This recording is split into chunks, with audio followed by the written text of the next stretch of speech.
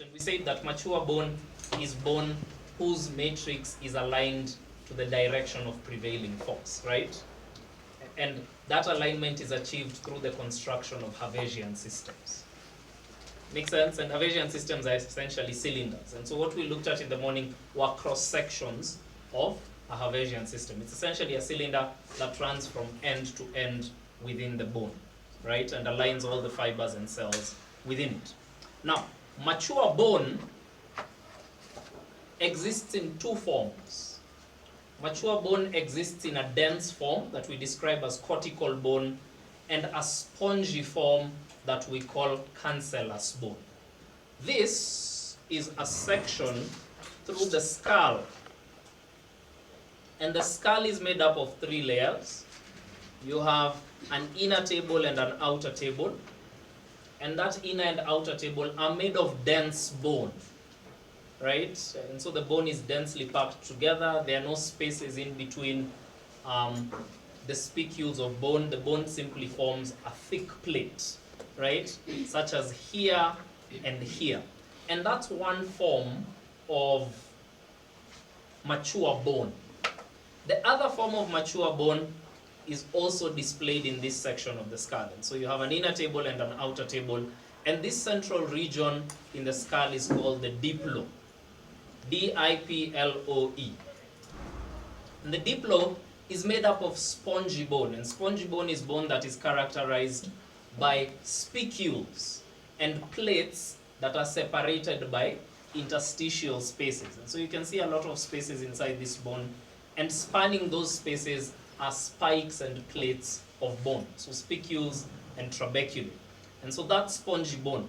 And spongy bone is also mature bone, right? And so just because it contains air spaces and its arrangement is not as regular as the arrangement of dense bone, does not mean that spongy bone is immature. Spongy bone contains Hervesian systems, and its matrix is aligned in the direction of prevailing forces. The catch is the forces that are typically applied to spongy bone are multi-directional, right? And so spongy bone is put in places where you need resilience within the skeleton. You guys remember in physics that you learned about arches, right? Curved surfaces and how they can be used to distribute weight. For example, when you build bridges. Yeah, those of us who did physics remember something along those lines. Do you? Yes? What's your physics? What's your physics? Something about the force that is placed on an arch is distributed along the entire curved surface so that you have no weak points, right? As opposed to using a rectangle to support weight, and the corners are weak points and it starts to crumble from the corners. So something along those lines. And so spongy bone has lots of curved surfaces, right? And so in places like the heel, so the bone of the heel is called the calcaneus, and the calcaneus is made of a lot of spongy bone with a thin layer of outer cortical bone, right? And the calcaneus is always striking the ground, and it's the first part of your foot that strikes the ground as you walk. And so it's important that the calcaneus be able to resist this constant impact, right? And for that purpose, then you build it out of spongy bone. The other reason we deploy spongy bone is to reduce the weight of our skeleton, right? And so the skull, for example, has an outer and an inner table, and in between you can see most of the skull, most of the thickness of the skull is actually spongy bone, right? And our skull is already heavy, and inside it we have an even heavier brain. And so to reduce the weight that our spine has to bear, then you make the skull out of spongy bone. And in places where you want to reduce weight while still retaining the strength of bone as an organ, you deploy spongy bone in the core. The other reason we deploy spongy bone in the body is to contain hemopoietic tissues, right? And so red marrow, which is the synthetic stuff that makes blood, is housed inside those interstitial spaces, right? So those intertrabecular spaces in life would be filled with red marrow. And in patients who have disorders that result in the destruction of red blood cells, so that their demand for blood synthesis is increased, right? So if you're destroying some component of blood, what the body does is it works harder to replace blood, right? And so in patients who suffer from such conditions, an example is sickle cell disease, then the spongy component of bones expands. So that when you meet children with sickle cell disease, one of the features of their skull is a massive, okay, it's not massive, an expanded forehead, right? We call it frontal bossing. And the reason for that is this layer of spongy bone has expanded to accommodate increased hemopoietic tissue for replacing red blood cells, right? And so hemopoietic tissues are stored inside these interstices of spongy bone. All right, so we can classify bone based on maturity, mature, immature, organization, cortical, cancellous, right? Dense, spongy. And we can classify bone, so this is bone as a tissue, right? So there's mature and immature bone. Bone as a tissue can either be trabecular or cortical, right? So all that means the same thing. Spongy, cancellous, trabecular, all that refers to the same thing. Cortical, dense, anything else that refers to that? I don't think so. Yeah, so based on organization, bone as a tissue can be dense or spongy. Now, bone as an organ is classified on the basis of shape, right? And so when bone tissue is the primary component of a structure in the body, then that is a bone organ. So for example, the femur is an organ, right? It includes bone tissue, it includes cartilage tissue, it includes hemopoietic tissue, it includes dense connective tissue, it includes blood, it includes the epithelium of the blood vessels, all these coming together to make the femur. So bone as an organ can be described on the basis of shape. And on the basis of shape, you speak of long bones, right? And long bones typically have a proximal end, a distal end, and an intervening shaft, right? You have flat bones, and flat bones are basically described by their shape, right? You have dense bone on one side, dense bone on the other, sandwiching, spongy bone. You have irregular bones, so these are bones that have, they are not long, they are not short, they have strange shapes, right? And we lump the whole collective of them into irregular bones. And then you have short bones, and a good example of a short bone, okay, the talus is fine. It has a proximal end, a distal end, and a short shaft, right? But the phalanges are an even better example, or the metacarpals. You have short bones with distal ends, proximal ends, and shafts, right? And they're much smaller than the long bones, so we call them short bones. So you can classify bone based on shape, right? And so for like 5 marks, okay, that can actually make 10, right? Classify bone based on various parameters, 10 marks. Sindio? 2 marks for mature, 2 marks for describing immature, 2 marks for cancellous, 2 marks for cortical, and then 2 marks picked somewhere for describing a shape, yeah, something along those lines. That sounds like a fun question. All right, I didn't say I'll bring it, I said it sounds like a fun question. Za kuleta nasemanga tu. Nasemanga hii nitauliza. Hivyo tu yote 10 marks. Hiyo sijasema nitauliza, but I said it's not bad. So the tissue organization of long and short bones is distinct across their length and cross section. So remember, these are bones that have proximal ends, distal ends, and a shaft, right? The proximal and distal ends are described as epiphyses. And the epiphyses participate in joints, and typically the epiphyses are covered in hyaline cartilage. Epiphyses are separated from the shaft by regions called metaphyses. So you have a proximal metaphysis and a distal metaphysis, and the two metaphyses continue to form the diaphysis in the middle, right? Separating the epiphyseal region from the metaphyseal region is what is called the epiphyseal growth plate. And the epiphyseal growth plate is a zone at which new bone deposition occurs, so that the bone is deposited distal to that epiphysis, and as it's deposited, it pushes that epiphysis proximally and the bone grows. Right? Bone is deposited proximal to the epiphysis here, and as it's deposited proximal to that epiphysis, the bone grows distal. Does that make sense?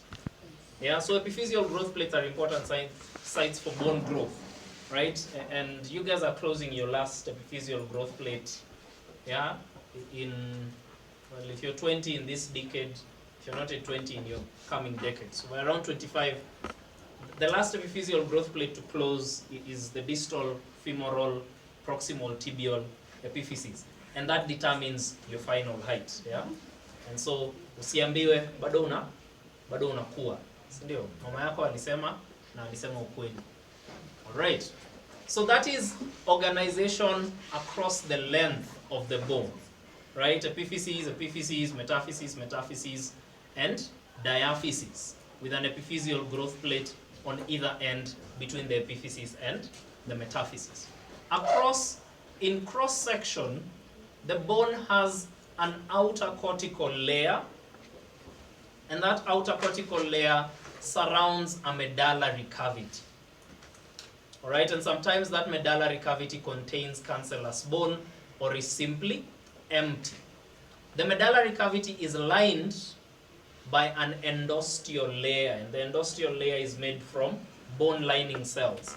And an increase in the diameter of the bone also occurs at the endosteal layer, so that as the periosteum moves outward, the endosteum erodes to follow it, right? So that the medullary cavity expands as the bone grows, but the cortical thickness does not change too much, because you don't want a very heavy bone, right? Because then very heavy bones are expensive to carry around, right? Okay, cool, yeah. And if you spend a lot of energy carrying your bones around, you can spend that energy on your brain. Yeah, and if you can't spend that energy on your brain becomes small, right? And so the dinosaurs were massive animals, right? But they had very little between their ears compared to their body size, yeah? Because energy was being spent elsewhere. Cool. That made sense?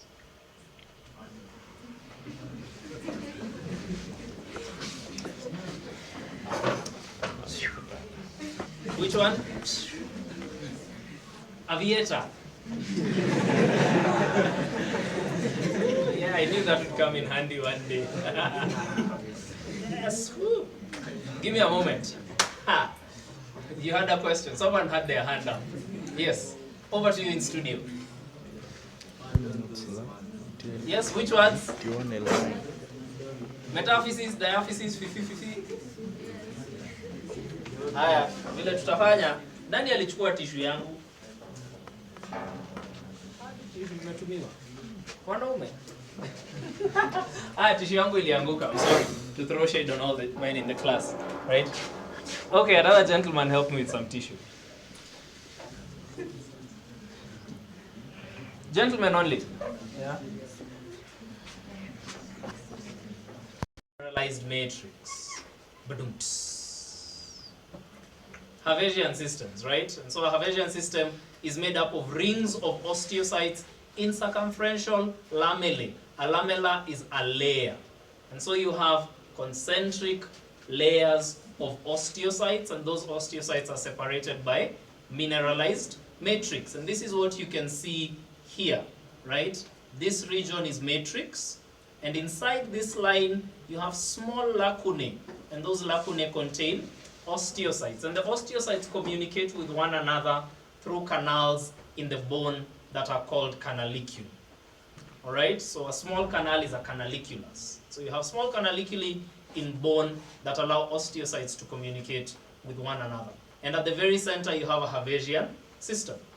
Now, in a cross-section of a bone, you have inner Havesian systems, which are these cylinders next to one another.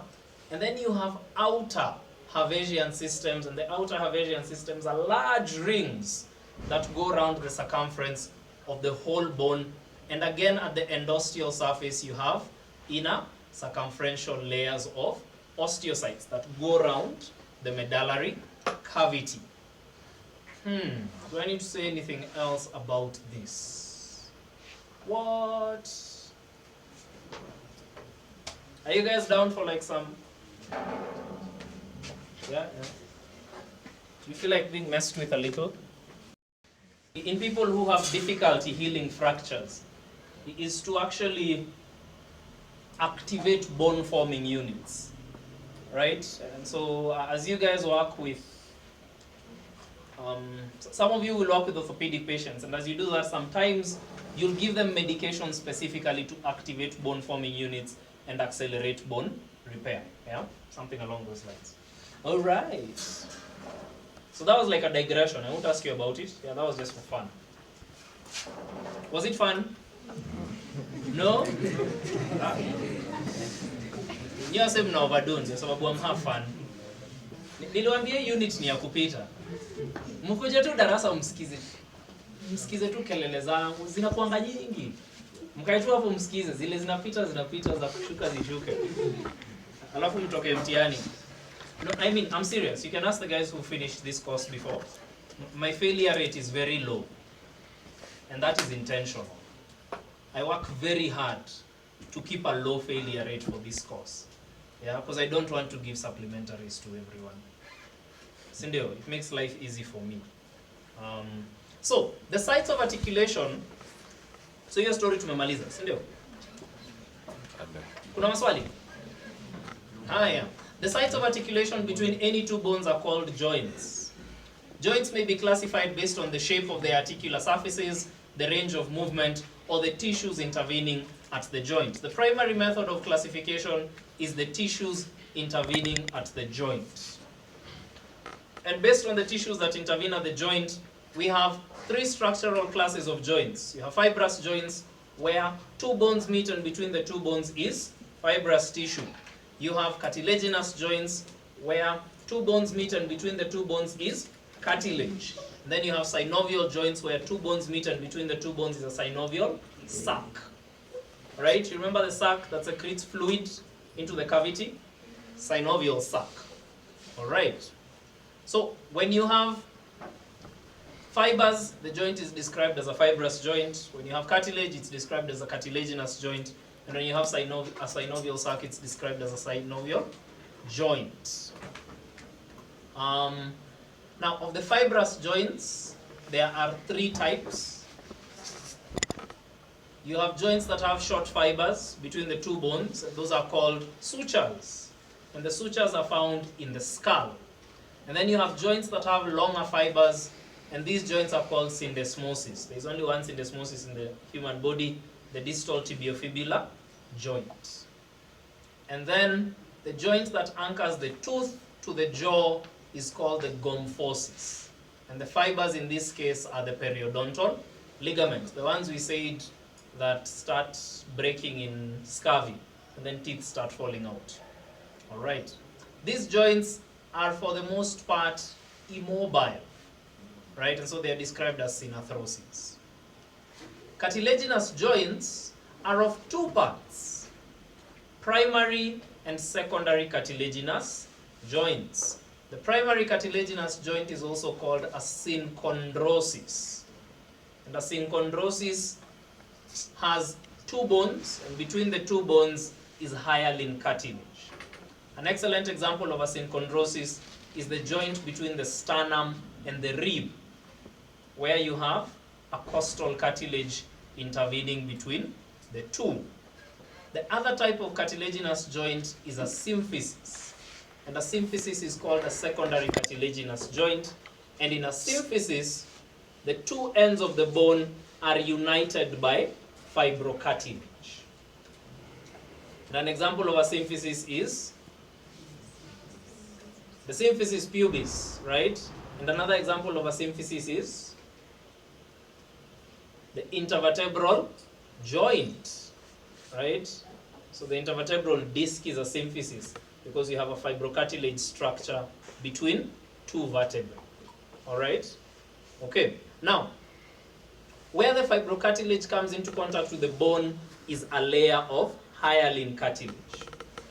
so that a section through a symphysis will display bone and bone on either end, hyaline between the bones and fibrocartilage right at the center, or hyaline on the surface of the bones and fibrocartilage right at the center. And then finally, you have a synovial joint. So these joints are either immobile or slightly movable. So for example, the symphysis pubis has some motility, and that motility increases with the duration of gestation, right? As estrogen and progesterone increase throughout gestation, the collagen of the symphysis pubis softens, and mobility in that joint increases. And that allows the head to pass out through the pelvis. Great. And then you have synovial joints, and in synovial joints, the bone is covered by articular cartilage, and the articular space is lined with synovial membrane. So maybe I should draw these things so that we understand. Woo. Move across one another. You have hinge joints. For example, the elbow and the knee, right, which have a hinge-like movement. Now, the elbow is a true hinge joint, right? You have a fulcrum that fits inside a socket to form a hinge. The knee is a modified hinge joint because the socket is sort of made by the patella somehow, right? But isn't a complete socket. You have pivot joints, and pivot joints allow for rotation. So one bone process inside another bone, inside a foramen within bone, rotating. And an example of that is the joint between the atlas and the axis, right? That allows for rotation of the head. You have condylar joints, and in condylar joints you have round surfaces meeting another round surface or meeting a flat surface, right? And the round surface, the shape of the round surface allows it to roll. And so the two joints between the femoral condyles and the tibia are condylar joints, right? The joints between the metacarpus and the phalanx are condylar joints because you have a round process meeting a bone and rolling on it. And then you have saddle joints. A good example of a saddle joint is the first carpometacarpal joint, so where the thumb rides on the bones of the wrist, right? And the saddle joint does not have a flat surface like a plain joint. It has a slightly curved surface over which the other bone rolls from side to side. And so the thumb can do things like this, right? And then you have the classic ball and socket joint. The humerus is an example of a ball and socket joint. The shoulder, the hip is an example of a ball and socket joint. You have a ball fitting inside a socket and rotating within it. Yeah? And so those are varieties of synovial joints, and you can check out their shapes in a textbook near you. I recommend Cunningham's chapter 1. Yeah? So Cunningham's chapter 1 describes this whole business. All right, Steam has Menda, any questions?